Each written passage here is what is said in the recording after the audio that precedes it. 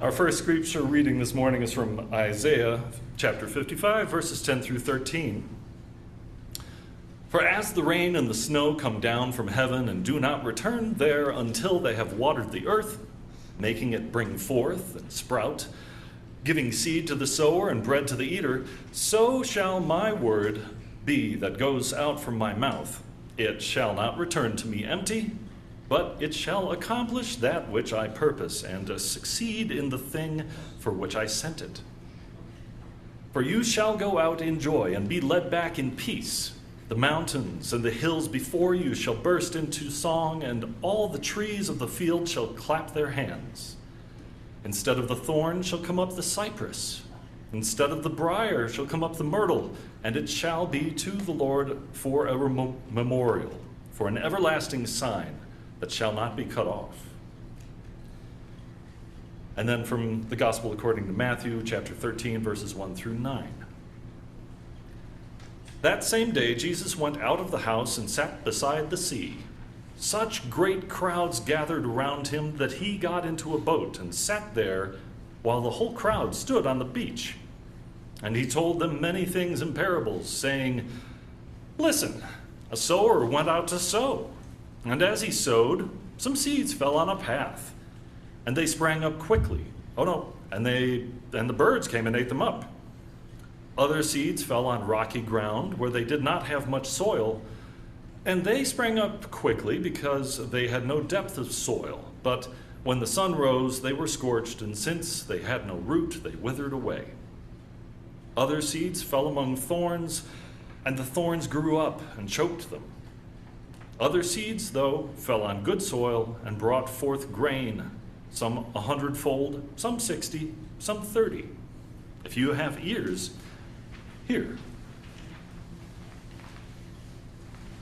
Here ends the reading. And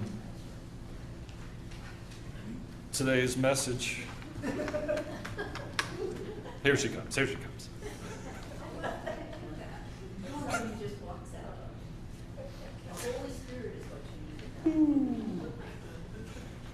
I had the wrong sermon. I said to Kathy before we started church, I said, one time in 27 years, I've lost my sermon before church. And here I did it again. I had the wrong sermon. Okay, but you're going to like this one. Okay, this parable is a pretty easy one. If you read on in Matthew, he explains it simply and allegorically. It's the parable of the sower and the seed. Jesus speaks about how we each plant ourselves in the earth, how we exercise our will in our lives, how we seed it in the substance of our place and time. Do we plant right on the path that lies in front of us, making ourselves too exposed, too vulnerable to the voracious pecking of others?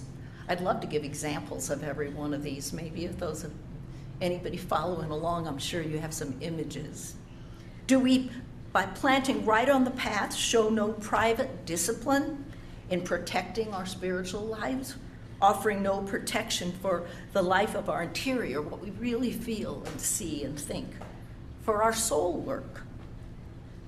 Do we plant in rocky soil?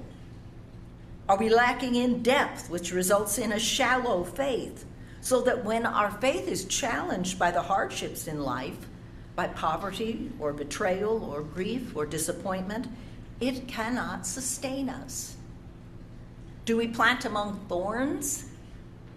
Is our spiritual life easily choked out by the thorns of materialism or by the responsibilities of or desire for comfort and wealth and power? Well, we can easily picture these three landscapes: the barren path, the rocky terrain, the thorny ground. But what about that fourth? The parable reminds us that only the seed which falls into good soil will bring forth wheat, will yield forth its abundance. And if this is true in nature, it is equally true in individual human lives and in communities. But let's not get, I've already gotten very allegorical, but let's move away from that for a little bit.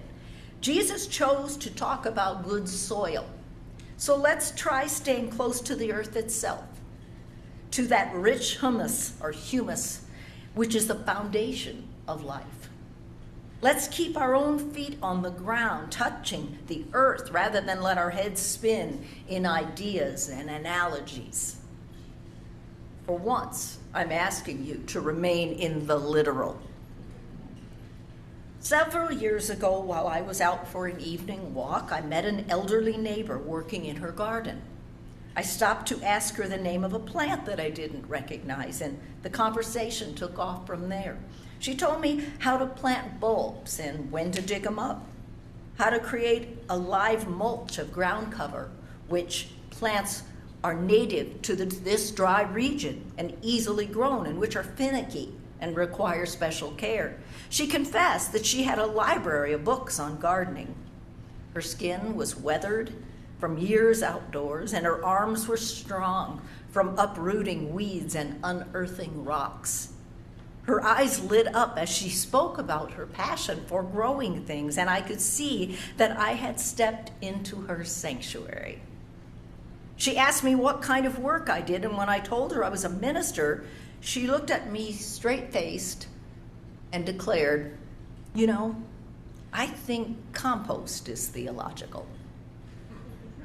Well, I knew at once that I had received a strange epiphany, and I immediately realized that her planting and her digging were her prayers, and that her gardening was her monastic discipline of communion with the earth. When I looked up the suggested lectionary passages for this week and found Jesus talking about this good soil, I knew that intriguing long ago proclamation of my neighborhood sage would feature in today's sermon. The good part is the stories, right? I think compost is theological. Had I heard her right? Perhaps she had actually said geological, not theological, referring to the earth rather than God. God, how do you say it? Theological, logic is the study of, and theo is God, the study of God. What did theology have to do with this rich loam she crumbled so eagerly through her fingers? Well, I decided to study up on compost and learned that I needed just 4 things to compost to create a living, fertile soil: nitrogen, carbon, water, and air.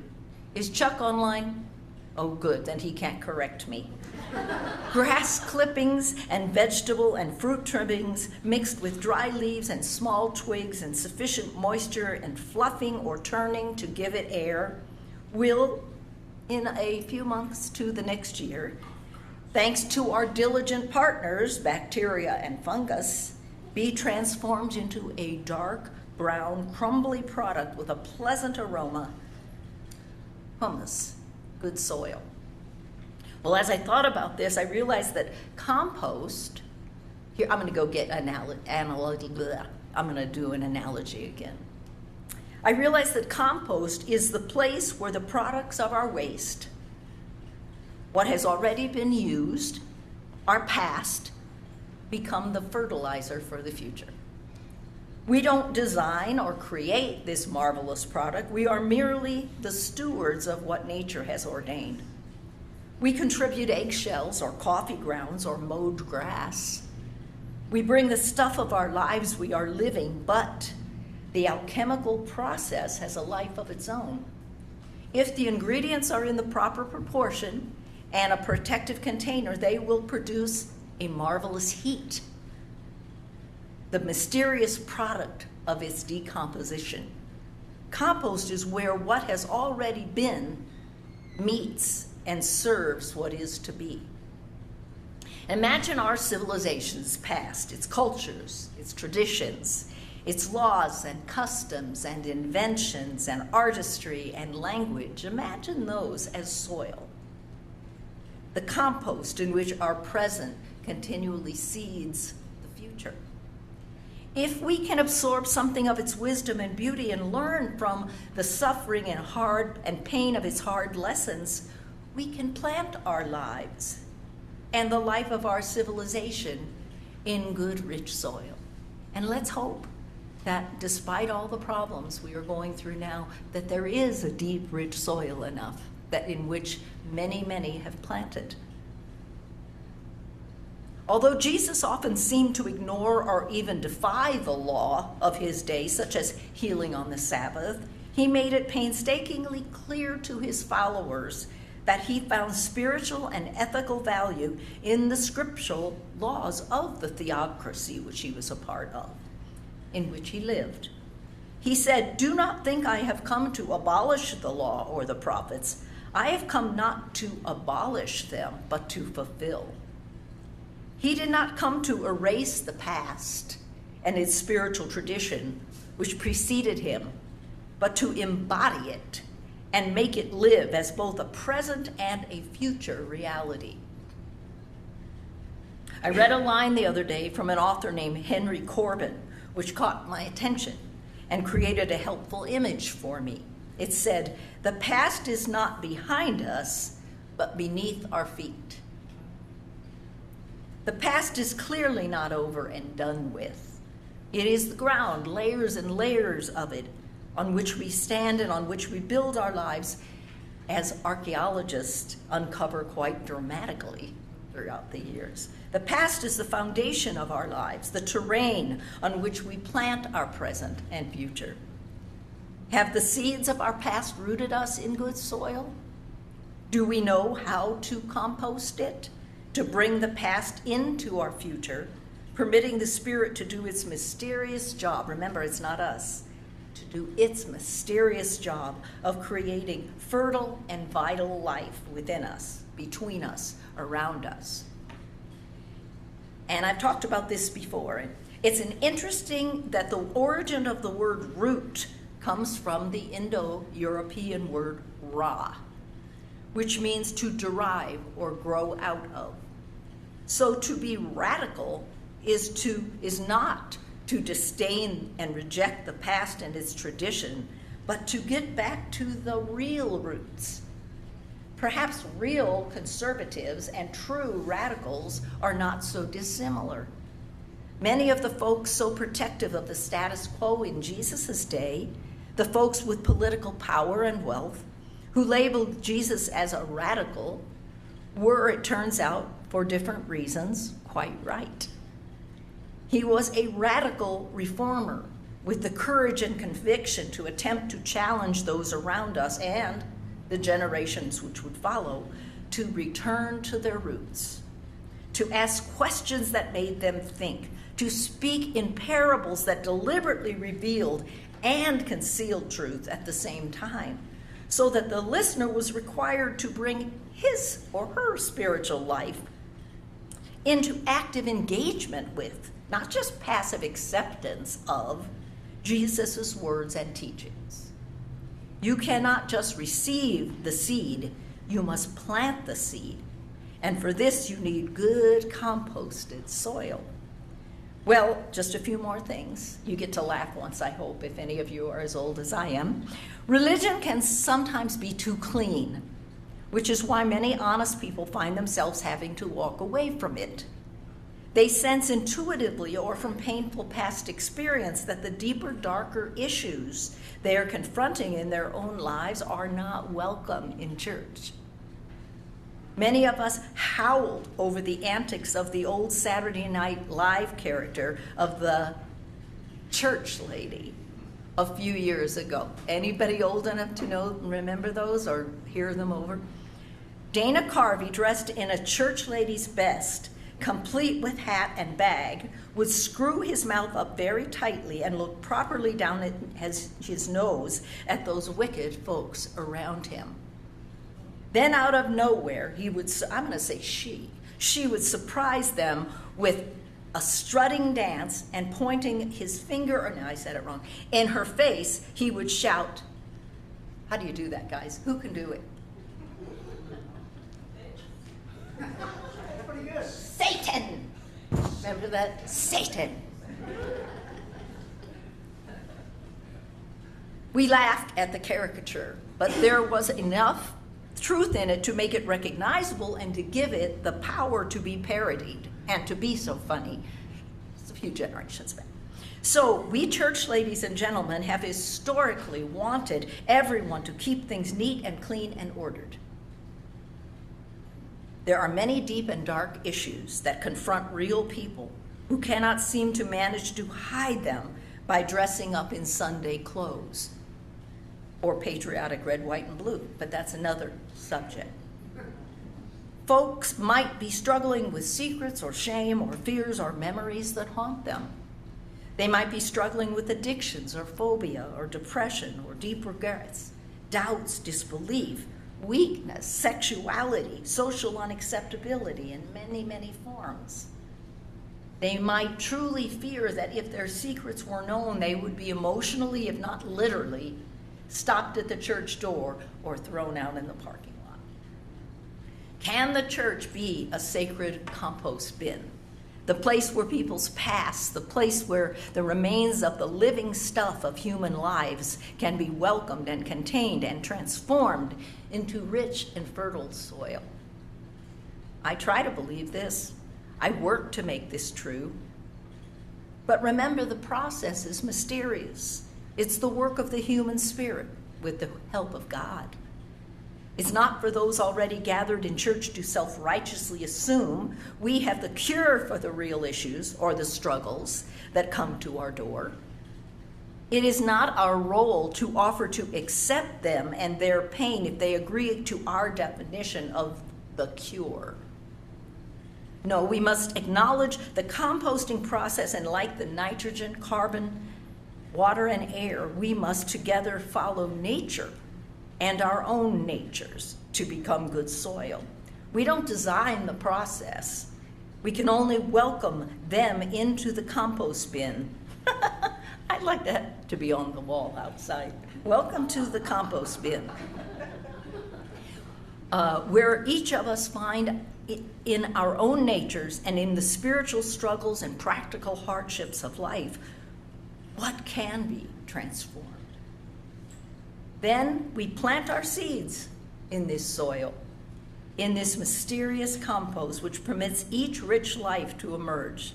And with the ground of our lives amended with fertile soil, we can each flower and bear the fruit of creativity, acceptance, honesty, vitality, compassion, courage, wisdom, beauty, hope, joy, and peace. So I'm not done yet. I will close today with one of my favorite poems from one of my favorite social reformers. He's also a poet and the lover of the land, Kentucky farmer Wendell Berry. I should have had you. Do you know this well enough to just say it off the top of your head? Okay, I'll do it. It's entitled A Vision. If we have the wisdom to survive, to stand like slow-growing trees on a ruined place, renewing, enriching it, if we will make our seasons welcome here, asking not too much of earth or heaven, then a long time after we are dead, the lives our lives prepare will live here. Their houses strongly placed upon the valley's sides and fields and gardens, rich in the windows. The river will run clear as we will never know it, and over it birds song like a canopy. On the levels of the hills will be green meadows, stock bells in noon shade. On the steeps where greed and ignorance cut down the old forest, an old forest will stand, its rich leaf fall drifting on its roots. The veins of forgotten springs will have opened. Families will be singing in the fields. In their voices they will hear a music risen out of the ground.